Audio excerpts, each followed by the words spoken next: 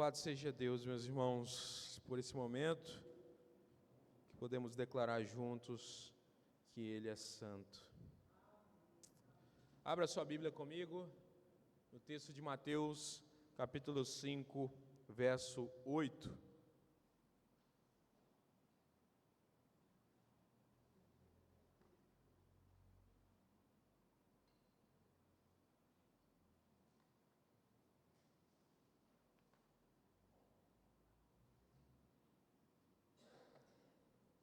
Mateus 5, verso 8, nós estamos na nossa exposição sequencial, no livro de Mateus, nós chegamos às bem-aventuranças, que nós já pincelamos, podemos dizer assim, pela manhã, e hoje nós falaremos da bem-aventurança que está no verso 8, diz assim a palavra de Deus. Vamos ler todos juntos, Mateus 5, apenas o verso 8, vamos lá? Bem-aventurados os simples de coração, que eles irão.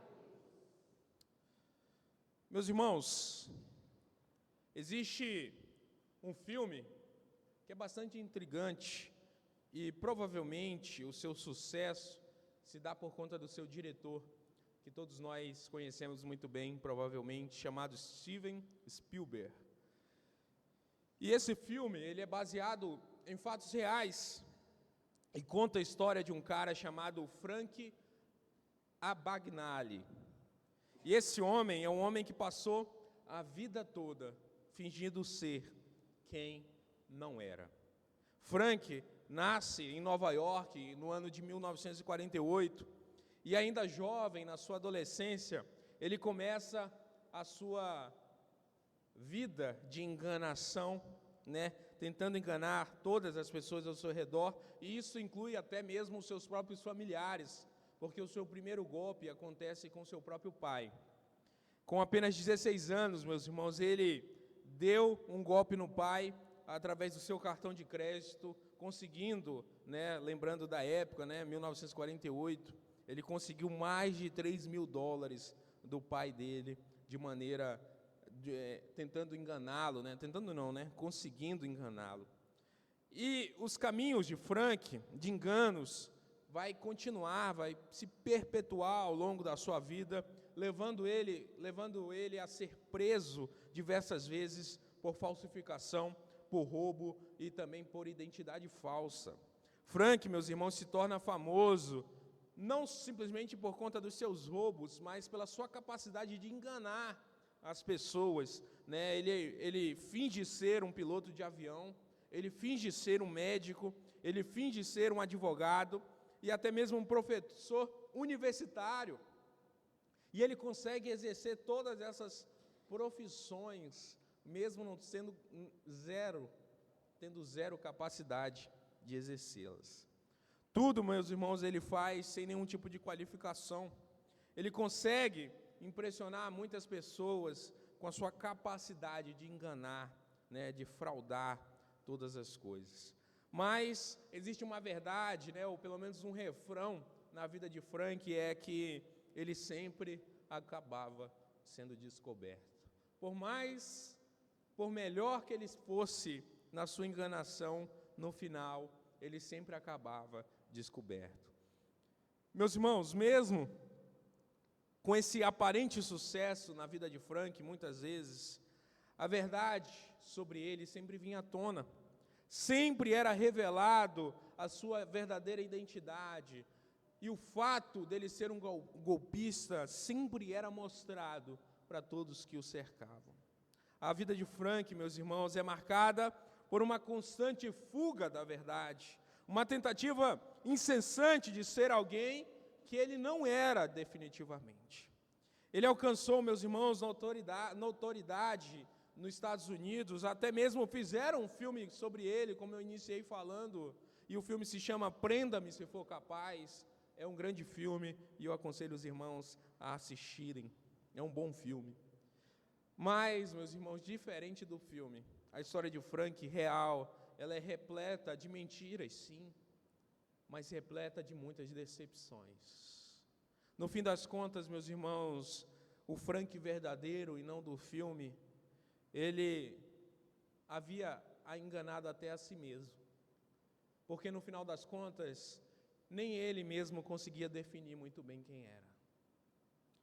Suas inúmeras histórias de sucesso retratadas no filme, meus irmãos, não são uma verdade completa.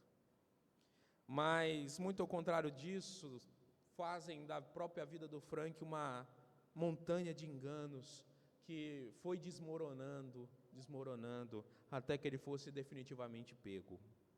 Histórias como essas, meus irmãos, nos mostram que nem mesmo os mestres dos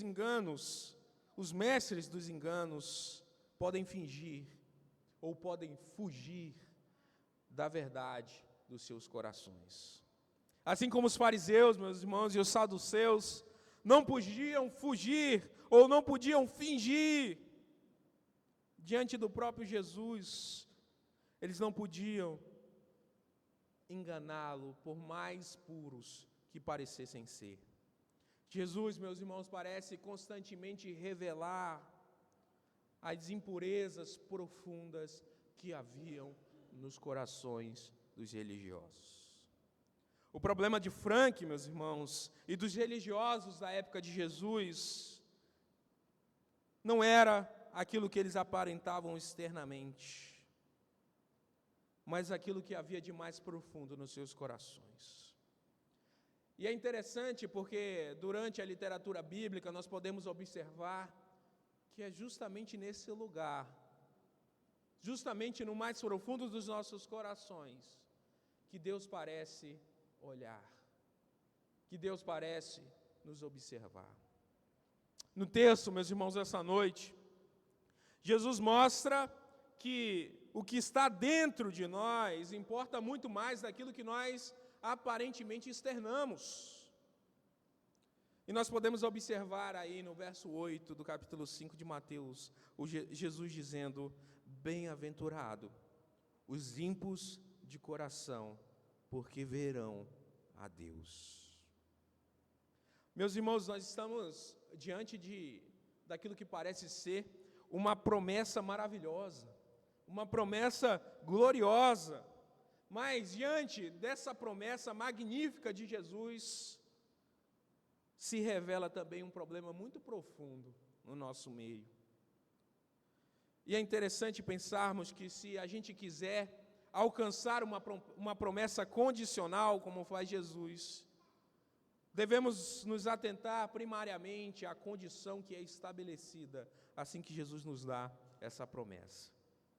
Nós precisamos resolver o problema para então alcançar o presente, para então sermos definitivamente bem-aventurados. Diante desses versos de Jesus, nós podemos nos questionar, e esse é o grande problema do texto: como nós podemos ser puros de coração? Como nós podemos ser genuinamente limpos, para que então possamos juntos alcançar a promessa de Deus? Como ser puro, meus irmãos? Como ser puro, como Jesus nos chama a ser aqui? Diante dessa realidade, desse questionamento, eu convido os irmãos a olharem para o verso 8 do capítulo 5 de Mateus, sobre o seguinte tema: a pureza de coração, um chamado à contemplação. E nós precisamos olhar, primeiramente, para o problema, e é isso que nós vamos fazer. Nós vamos tentar entender a dimensão do problema que Jesus nos coloca à frente. A Bíblia nos diz, meus irmãos, repetidas vezes, que a pureza interior ela é essencial para a vida do crente, para que o genuíno cristão seja definitivamente aproximado de Deus. O tempo todo a palavra de Deus diz que ele deve ser ou deve buscar essa pureza de coração. Se você olhar comigo, eu peço que os irmãos coloquem aí os textos que eu vou me referir, os textos bíblicos. Se você olhar comigo no texto do Salmo de número 24, verso 3 e 4, por exemplo, que nós lemos na nossa liturgia, nesses versos o salmista vai questionar o seguinte: quem subirá ao monte do Senhor? Quem há de permanecer no seu santo lugar? O que é limpo de mãos e puros de coração. Essa é a resposta para as perguntas que ele mesmo faz. Quem há de se aproximar de Deus? Quem há de permanecer ao lado do seu Senhor? O que é limpo de mãos e puro de coração. A exigência é muito clara, meus irmãos. Mas conseguir essa pureza é incrivelmente difícil para todos nós, devido àquilo que nós definimos no primeiro ponto do calvinismo, chamado depravação total. Devido ao pecado do homem, ele é afastado de Deus, então ele não pode subir ao monte do Senhor, ele não pode permanecer nesse santo lugar, porque o seu coração não se encontra puro. Jeremias capítulo 17, verso 9, Jeremias, que no texto que nós lemos também aqui na nossa liturgia, Jeremias vai dizer: o coração é enganoso mais do que todas as coisas e desesperadamente corrupto. Quem o conhecerá? A nossa inclinação natural, meus irmãos, ao pecado, torna as coisas muito difíceis para nós, tornam as coisas complexas. Diante de quem nós verdadeiramente somos, a pureza de coração se torna para nós uma meta inatingível, inalcançável. É impossível para nós, enquanto homens, pecadores que somos, derivados da queda de Adão, sermos genuinamente puros de coração. Jesus coloca diante de nós uma bem-aventurança que nos mostra que é impossível, aparentemente impossível de alcançá-lo. E quando eu penso em uma meta inatingível, meus irmãos, logo me vem à cabeça uma dieta. Sabe, meus irmãos, quando a gente tenta fazer uma dieta na segunda-feira, e na segunda-feira a gente já começa cortando tudo. A gente corta tudo de uma vez. Eu me lembro de um amigo que trabalha na área da saúde, ele falava para mim algo muito profundo em relação a isso. Ele dizia assim: olha, você precisa ir se tornando ao longo do tempo a pessoa que se alimenta de maneira saudável. Você precisa estar disposto ao processo.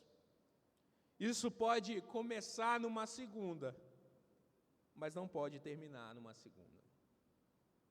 Isso quer dizer, meus irmãos, que esse excesso de confiança que nós temos, de acreditar que nós vamos conseguir cortar tudo de uma vez, pode e geralmente nos leva a pensar que nós somos aquilo que nós não somos.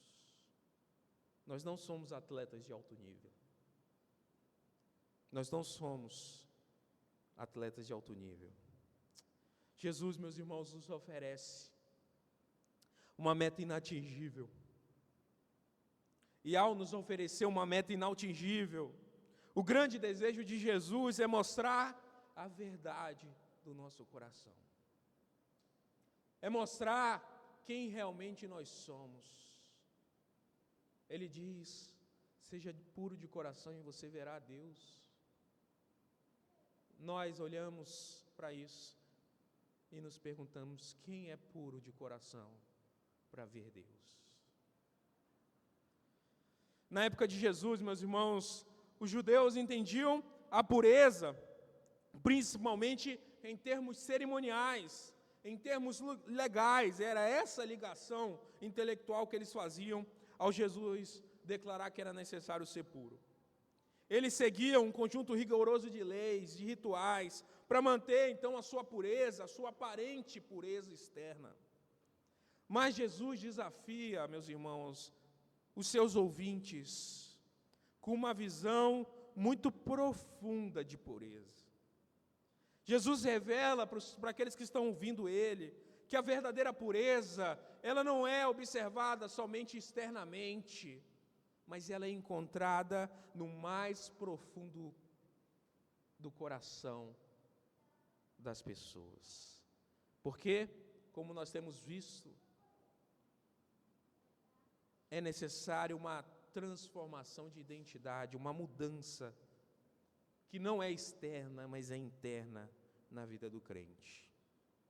Um pouco à frente, meus irmãos, diante dessa realidade de impureza, diante desse contexto político, social, impuro, que Jesus se encontra, ele diz em Mateus capítulo 15, verso 18, aos seus ouvintes: mas o que sai da boca vem do coração, e é isso que contamina o homem.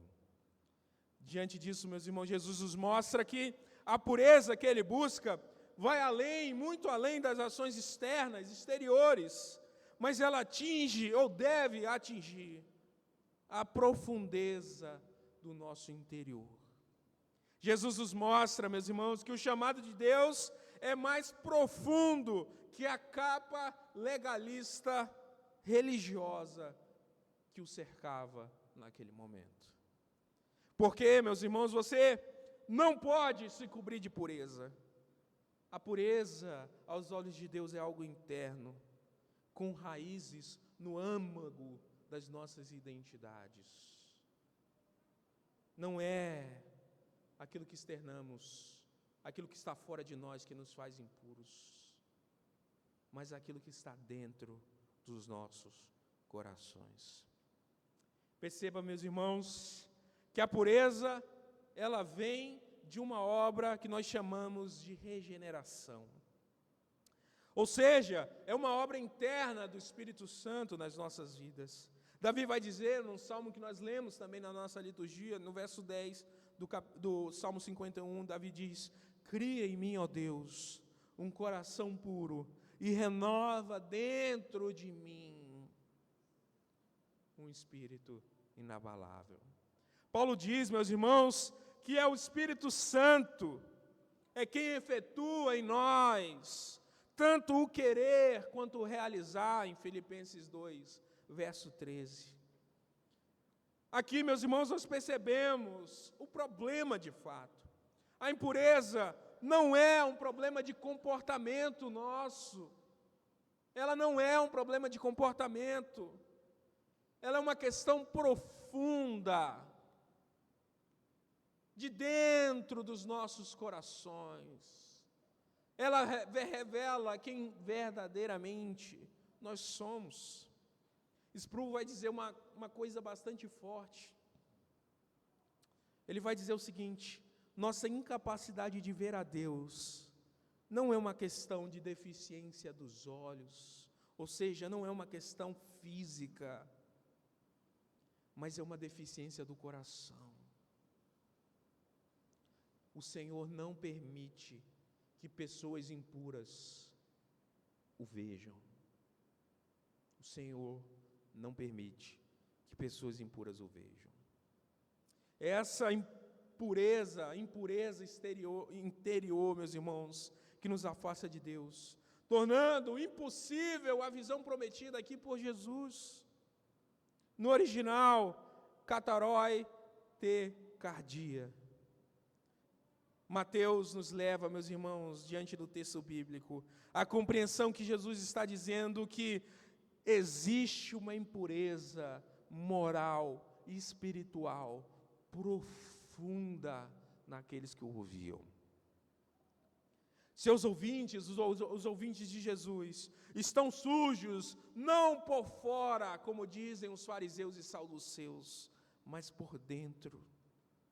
E a exigência diante dessa impureza interna de Jesus é kataroi, uma limpeza que permeia todo o seu interior, que vai muito além dos rituais vazios, religiosos dos fariseus.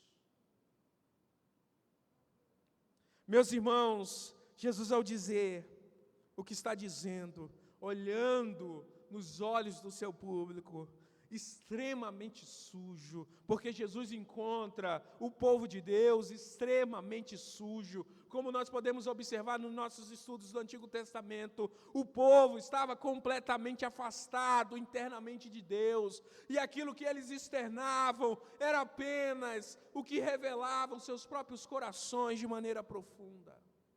Jesus encontra o povo de Deus sujo. Mateus, meus irmãos, 23, verso 25 e 26. o próprio Jesus vai declarar: ai de vós, escribas e fariseus hipócritas, porque limpais o exterior do copo e do prato, mas por dentro estão cheios de rapina e intemperança. Fariseu cego. Limpa primeiro o interior do copo e do prato, para que também o exterior possa ficar limpo, fique limpo. O povo, meus irmãos, que deveria ser como Jesus, os pastores da sua época, os religiosos da sua época, eram apenas homens cegos de Deus, cegos para Deus. Os religiosos ignoravam a necessidade de uma pureza interna, mas diante deles eles encontram um verdadeiro mestre, que está ali não para agradar, mas para revelar o que há de mais profundo nos corações. Jesus confronta aquele povo dizendo que os seus discípulos compreendem que os verdadeiros atos de justiça acontecem primariamente no coração. Modificam a nossa identidade de maneira muito profunda. Um grande pastor holandês chamado Martin Lloyd Jones, no seu livro Estudos no Sermão do Monte, livro que eu tenho indicado aos irmãos desde que nós começamos o nosso estudo, os nossos sermões no Sermão do Monte, ele vai dizer algo muito interessante a respeito desse texto. Ele diz o seguinte: o Evangelho de Jesus Cristo se foca no estado do coração.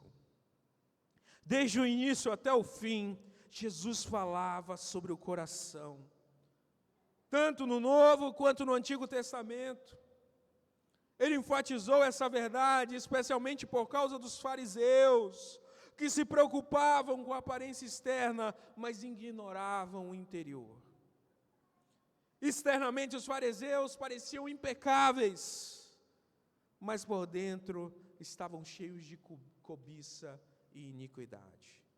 Eles priorizavam as práticas religiosas externas e negligenciavam as questões mais importantes da lei, porque não a entendiam, porque não a compreendiam. Eles achavam que a lei deveria os modificar apenas externamente e esqueciam que Deus se revela em amor ao próximo. Que ser discípulo de Jesus necessariamente modifica o nosso pensamento, modifica quem nós somos. E nós podemos olhar para os fariseus da época de Jesus, para os religiosos, e encher a nossa boca de saliva, de raiva de cada um deles. Mas o problema, meus irmãos, daquilo que se externa, o problema da aparência, não é um problema somente deles.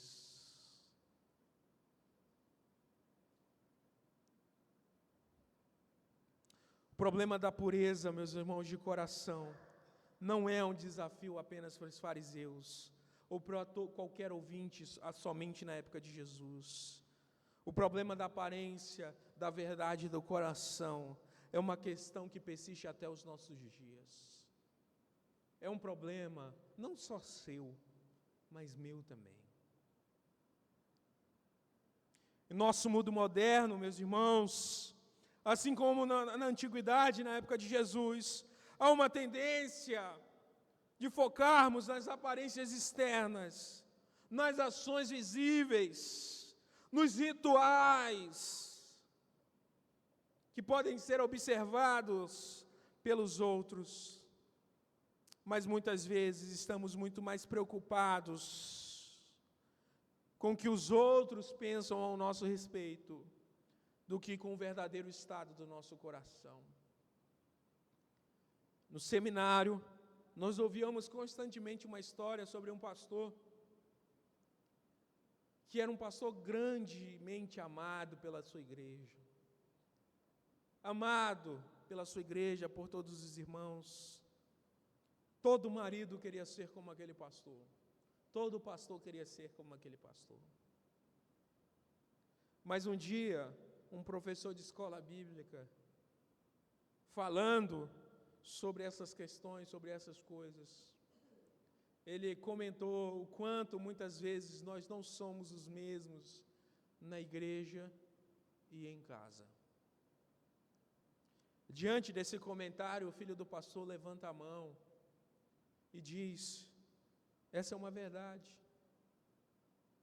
porque eu queria muito que a nossa casa fosse dentro do templo da igreja. Porque aqui meu pai não é como é lá.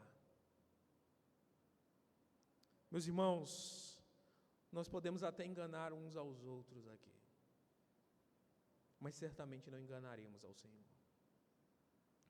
Jesus vem para nos confrontar com uma verdade desconfortável para nós. Não basta parecer puro por fora e o nosso interior está completamente contaminado. Porque, meus irmãos, do coração é que procedem os maus pensamentos, é no coração que nascem os homicídios, é no coração que nasce o adultério, é no coração que nasce a prostituição, os furtos, os falsos testemunhos, a blasfêmia contra o nosso Deus. Todos esses pecados nascem primariamente no coração. Esse problema, meus irmãos, é um problema universal ao homem, é um problema atemporal.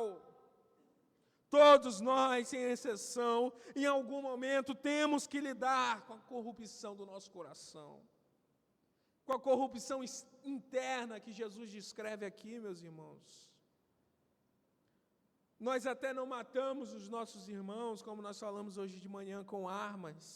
Geralmente não é assim que nós fazemos. Nós mostramos o que há de mais profundo no nosso coração, falando, denegrindo a imagem dos nossos irmãos. É exatamente isso que Tiago fala, descreve no capítulo 2 da sua carta. Nós falamos disso hoje pela manhã. A maioria das vezes, meus irmãos, nós não traímos a nossa esposa fisicamente, o nosso marido fisicamente, mas constantemente nós os traímos, desejando-os, como nós falamos hoje de manhã, desejando sem amor, sem compromisso. Nós vimos o Bonhoeffer falar que os verdadeiros discípulos de Jesus, no coração deles não há desejo que não esteja intimamente ligado ao compromisso. Não há espaço para isso, para aqueles que se identificam como discípulos de Jesus. Quantos pecados, meus irmãos, quantas falhas começam dentro de nós, o quantas vezes nós falhamos nessa bem-aventurança que Jesus nos chama. Quem sabe por isso você não tem sido bem-aventurado. Quem sabe por isso você não tem sido alegre em Deus. Quem sabe externamente você aparenta ser aquilo que internamente você não é. E por isso a sua casa não encontra alegria. Por isso a sua vida não encontra satisfação no Senhor. Como é complicado, meus irmãos, ser puro. Como é complicado lidar com o problema da impureza de coração. Mas nós servimos a um Deus, como nós falamos hoje de manhã, a um Senhor, que não apenas apresenta os problemas que existem em nós, mas nos dá para cada um deles a solução. O desejo de Jesus não é simplesmente jogar o problema no peito dos seus ouvintes e ir embora, mas é apresentá-los ao problema e mostrar para cada um dos seus ouvintes que há uma solução. E a solução é Ele mesmo, meus irmãos. Jesus nos oferece uma solução poderosa, uma promessa gloriosa para aqueles que aceitam essa solução, para aqueles que recebem essa solução. Existe, meus irmãos, a mais sublime recompensa para aqueles que buscam no seu Senhor a pureza, a santidade. Jesus nos ensina, meus irmãos, que a solução para o nosso problema não está nos nossos esforços externos, como faziam os fariseus, mas numa transformação profunda, que só pode ser operada pelo próprio Deus nos corações dos seus eleitos. A pureza de coração, meus irmãos, que Jesus descreve, é uma obra da graça divina, da providência, como nós vimos na pergunta do catecismo de hoje, de Deus. Meus irmãos, a santificação é, acima de tudo, uma obra de Deus, que reflete na operação espiritual interna, realizada pelo sangue de Cristo, através do convencimento do Espírito Santo. Um puritano muito famoso chamado Riley, no seu livro Santidade, livro que eu tenho citado algumas vezes para os irmãos e tenho indicado que leiam, ele diz o seguinte: Ele, Jesus, não somente nos lava dos nossos pecados, mediante ao seu próprio sangue, como também nos separa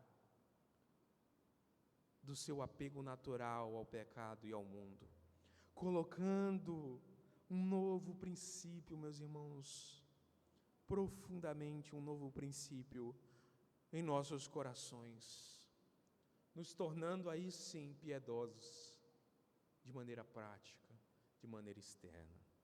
A transformação que Jesus nos oferece, ela é uma obra interna do Espírito Santo. Isso mostra, meus irmãos, que a santificação não é uma escolha nossa enquanto homens pecadores, mas é uma transformação interior, iniciada por Deus, desde a fundação do mundo para a vida dos seus eleitos, e sustentada por Deus, através do seu Santo Espírito. A Escritura, meus irmãos, confirma essa obra de Deus. Em Filipenses, Paulo fala no capítulo 1, verso 6, certo de que aquele que começou a boa obra em vós, há de completá-la até o dia de Cristo Jesus. Paulo não está falando de uma obra externa, meus irmãos. Paulo está falando de uma obra interna. Muitos irmãos vão usar esse versículo para dizer, olha, externamente, o milagre que você tanto espera, aquele que começou a boa obra há de terminá-la. Meus irmãos, o milagre que nós esperamos é o milagre da regeneração, através do Espírito Santo. Paulo não está falando de coisas externas, ele está falando de uma transformação interna, intrínseca, ligada. Somente os verdadeiros discípulos recebem, através do Espírito Santo, essa capacidade de serem genuinamente regenerados por Deus, santificados por Deus. Queridos, todos os chamados por Deus, todos os eleitos de Deus, são chamados à santificação. A santificação é um processo necessário na vida do crente, inevitável na nossa vida. Você quer separar o joio do trigo? Veja se diante da impureza ele busca a pureza encontrada em Deus. Nós não separamos joios do trigo simplesmente apontando o pecado, mas olhando profundamente para o coração das pessoas e identificando se há permanência no erro ou se há uma busca incessante de deixá-lo. O pecado é um vício na vida do homem que deve ser constantemente trabalhado, que deve ser constantemente rejeitado. Riley, o mesmo puritano, diz que sem santificação a fé é morta e sem efeito. A fé que não envolve uma influência santificadora sobre o caráter da pessoa, preste atenção, meus irmãos, ela não é melhor que a fé dos demônios. Antes, é uma fé morta, é uma fé solitária. Como é pesado isso, meus irmãos, que o Riley fala. A verdadeira fé, meus irmãos, deve produzir no mais profundo dos nossos corações frutos de santidade na nossa vida, na vida daqueles que verdadeiramente pertencem ao nosso Senhor, porque como nós cantamos, Ele é santo, santo, santo, e os impuros de coração não o verão. Esse processo, meus irmãos, é inseparável da regeneração. Porque como o apóstolo João vai dizer na sua carta, em 1 João, capítulo 3:9, ele diz: todo aquele que é nascido de Deus não vive na prática do pecado. A santificação, meus irmãos, então, é uma evidência clara da presença do Espírito Santo nas nossas vidas, operando o processo ordenado por Deus chamado de regeneração, se manifestando de forma prática na vida do crente, nos transformando de maneira progressiva à imagem de Cristo. A grande identificação de um verdadeiro discípulo de Jesus é identificar nele esse processo progressivo chamado santificação. Essa busca incessante que deve haver nos nossos corações. E existe uma promessa gloriosa para aqueles que estão constantemente lutando em meio a esse processo. A promessa de Jesus é a visio Dei, a visão de Deus. É o que nós lemos no versículo 2 do mesmo capítulo 3 de 1 João. João diz: amados, agora somos filhos de Deus, e ainda não se manifestou o que havemos de ser, mas sabemos que quando Ele se manifestar, seremos semelhantes a Ele, porque haveremos de vê-lo como Ele é. Visio Dei, a promessa de Jesus para os puros de coração, é a visão de Deus. Apocalipse capítulo 22, verso 4 diz: eles verão o seu rosto, e na sua testa estará o nome dele. As escrituras, meus irmãos, constantemente apontam por uma futura contemplação da revelação de Deus aos puros de coração. Esses irão ver de forma direta, gloriosa, o nosso Senhor. Se formos ao grego original, encontramos aposentai, que é traduzido nas nossas versões por verão. E essa expressão, meus irmãos, carrega o significado de perceber, de experimentar, o que nos leva a compreender que a promessa de Jesus aponta para uma percepção, uma experiência direta com o próprio Deus, não apenas uma visão superficial com os nossos olhos carnais.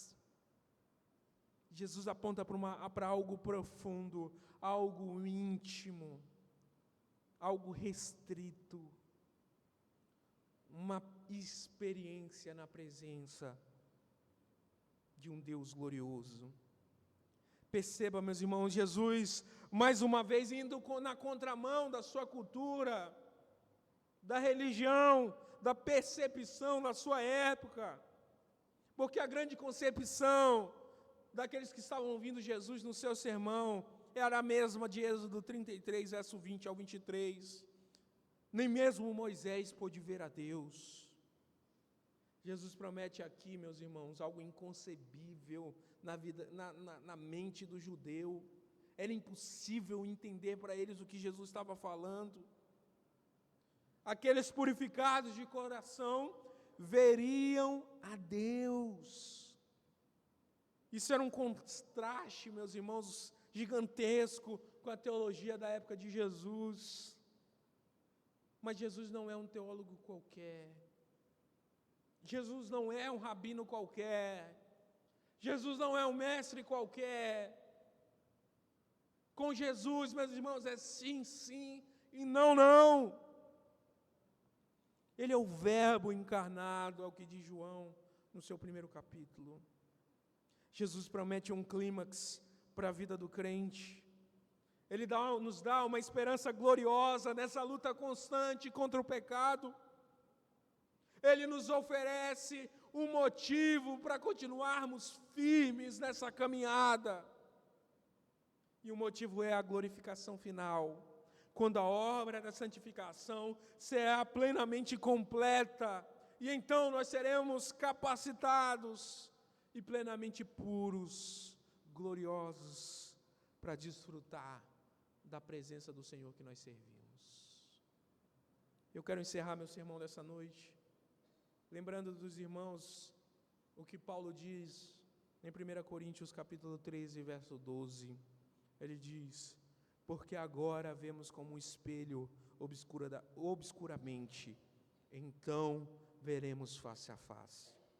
Agora conheço em parte, então conhecerei,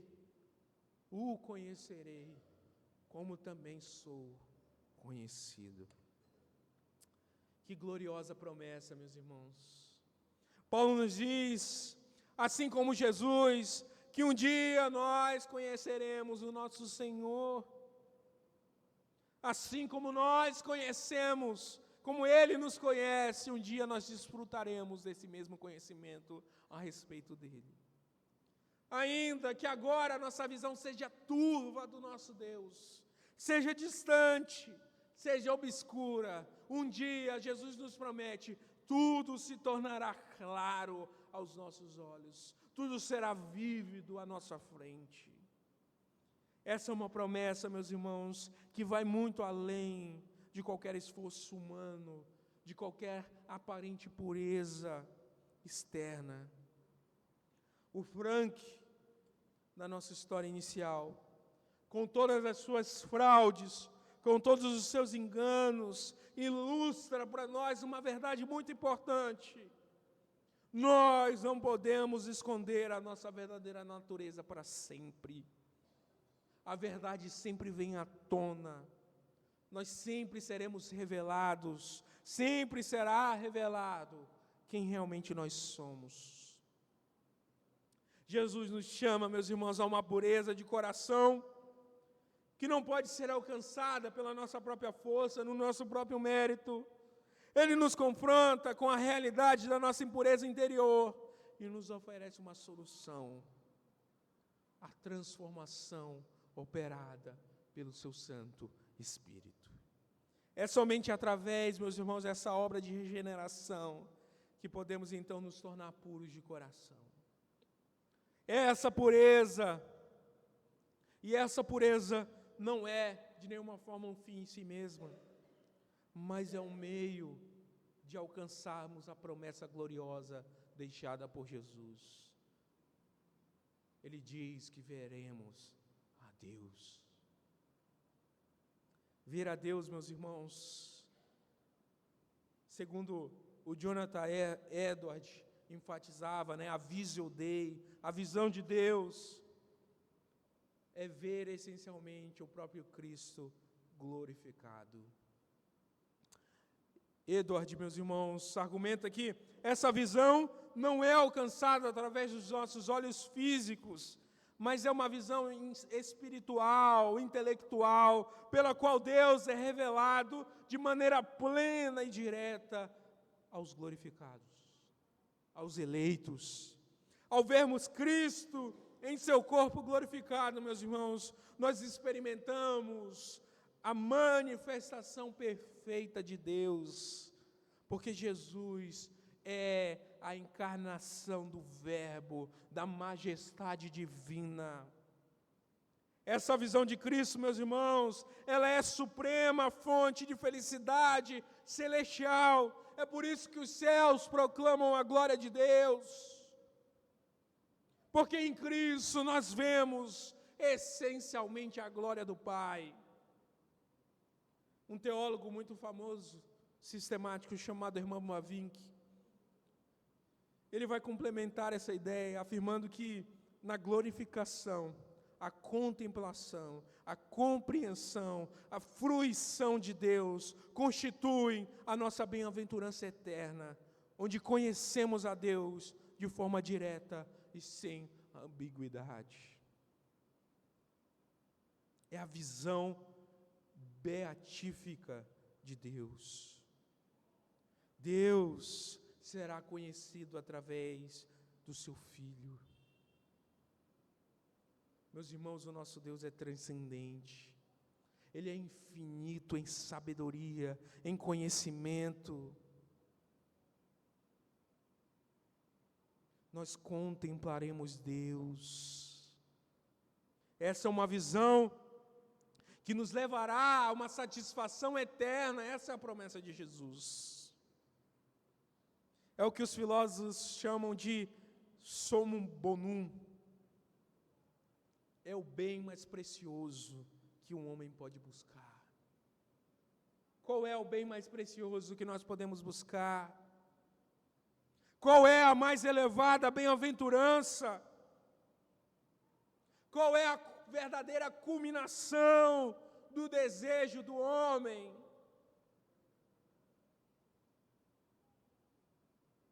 Meus irmãos, o que Jesus nos promete é que um dia nós seremos completos. Um dia todas as coisas se encaixarão. Um dia nós compreenderemos esse plano magnífico de Deus para nos resgatar. Todo homem, meus irmãos, sem exceção, todo homem busca isso aqui que Jesus está prometendo. Por mais que ele seja um ateu mentiroso, no mais profundo do seu coração ele busca contemplar a Deus.